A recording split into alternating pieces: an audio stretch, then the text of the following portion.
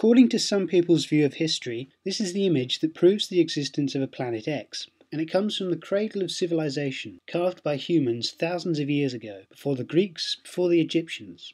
How could such a civilization know so much about our solar system? Is it A, they didn't know so much about the solar system, or B, they were told of this knowledge by the alien race they regarded as gods?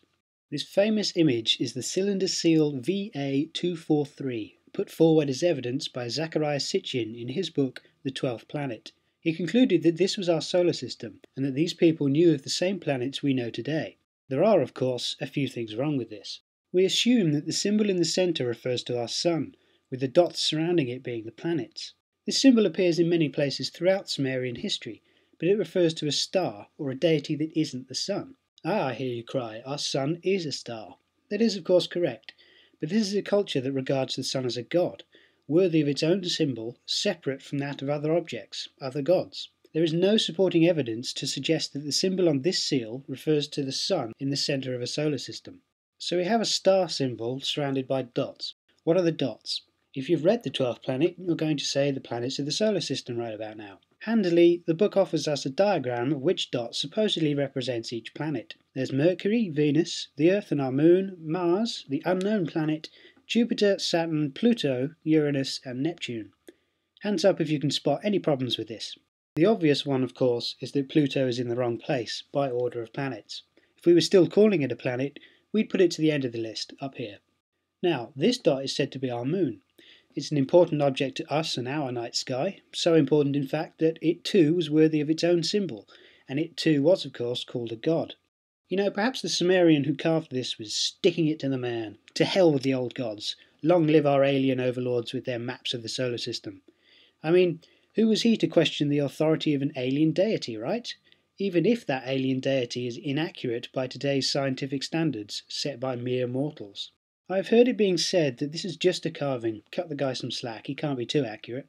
Well, I'll give you that. He can't, for example, get the accurate scales between Jupiter and the Earth, nor can he put the orbits at the correct distances. If he did, he'd run out of room pretty quickly.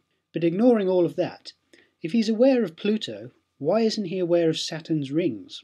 If this knowledge did come from an alien race, surely they're quite capable of seeing the rings too, no? If they were capable of seeing the rings, why aren't they capable of seeing the moons that are either larger than our moon or larger relative to their planet? Pluto's largest, Charon, is half Pluto's size. Jupiter's Ganymede and Callisto are bigger than our moon, as is Saturn's Titan. Titan even has an atmosphere. Surely that's important enough to mark it down. But no, can't carve everything, right? At least not on this supposed map. We have records, lists even, of what was seen in the night skies of the time, carved by the people who saw them.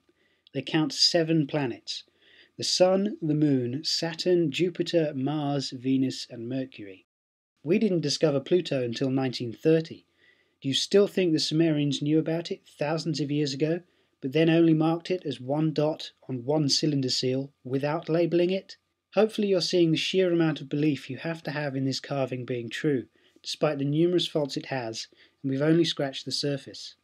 The most accessible source of information on this seal that I've come across, as well as the other claims that Sitchin proposes, is Mike Heiser's sitchiniswrong.com. Sure, you might not like the name, but all the evidence is there for you to look through, explained by Mike and backed up with his sources.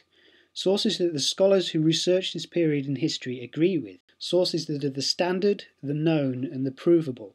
Now, even though we know that this isn't the solar system, and we've shown that in many ways, what then is the supposed explanation for the unknown planet? We'll find that out in the next video.